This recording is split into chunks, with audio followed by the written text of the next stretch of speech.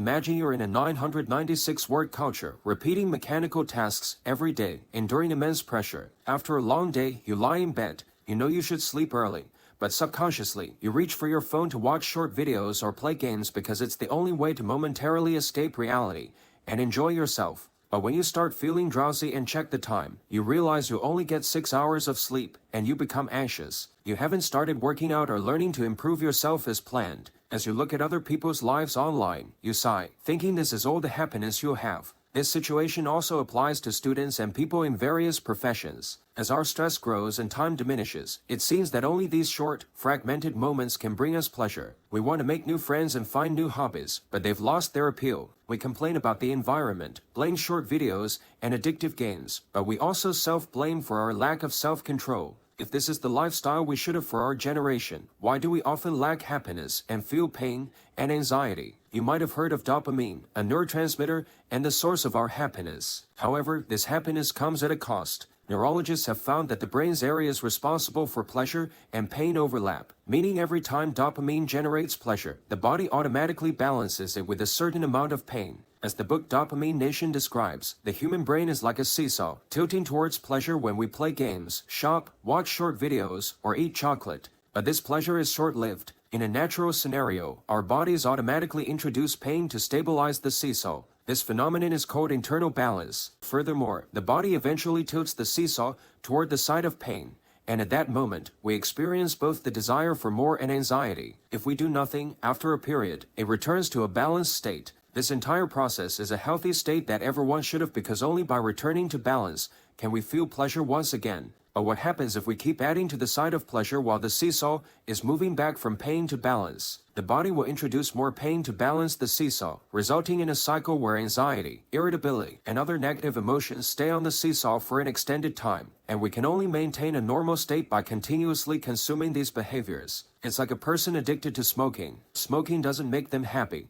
but not smoking makes them extremely uncomfortable. In addition to pleasure, dopamine also controls our motivation, and the pursuit of pleasure can lead to a state of dopamine depletion, making it challenging to do difficult things. For instance, if you keep playing with your phone in the morning, even getting out of bed becomes very difficult. Now that we understand how dopamine works in the brain, can we use these rules to reduce anxiety and even accomplish things that are usually hard to do? In a 2000 research study, 10 volunteers were asked to collect blood samples after enduring an hour in a 14°C cold water pool. The study found that the average dopamine levels in these 10 volunteers increased by 250% and remained elevated above baseline during the following hours of rest. So, why does exposure to cold water, like swimming in a cold pool or taking cold showers, boost their dopamine levels? Do you remember the analogy we started with, the seesaw? The 14-degree cold water pool is extremely uncomfortable, effectively tipping the balance towards the side of pain. Due to the body's natural balance system, our bodies naturally use pleasure to counterbalance this discomfort. So, the first method to increase dopamine is by seeking mild discomfort. Taking a 1-minute cold shower every morning.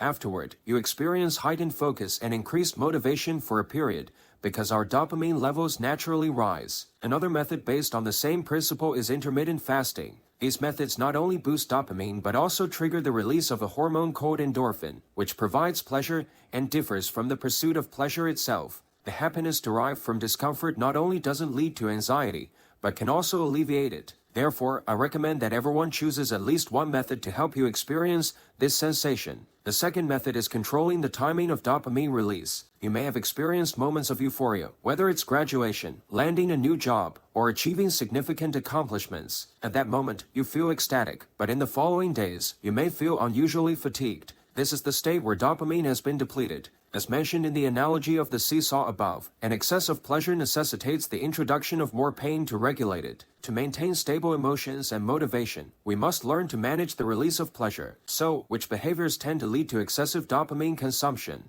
If our baseline seesaw is at 100% dopamine, according to the National Institute on Drug Abuse, coffee increases dopamine to 130%, regular food to 150%, chocolate to 155%, electronic games to 175%, sex to 200%, nicotine to 250%, cocaine to 325%, amphetamines to 1000%, and methamphetamine, also known as crystal meth, increases dopamine levels to 1300%. Unless these substances are used for medical purposes, you should avoid them at all costs. They can permanently damage your reward system, and the body's way of regulating the pain produced by these substances is through withdrawal symptoms. These substances often involve activities that are part of our daily lives, and while these activities themselves are fine, it's crucial to manage the time spent on them. If we tackle difficult tasks right after waking up, like learning a new skill or developing a new hobby, we often find pleasure in these seemingly mundane activities because our dopamine levels are usually more abundant. However, if we engage in high dopamine activities first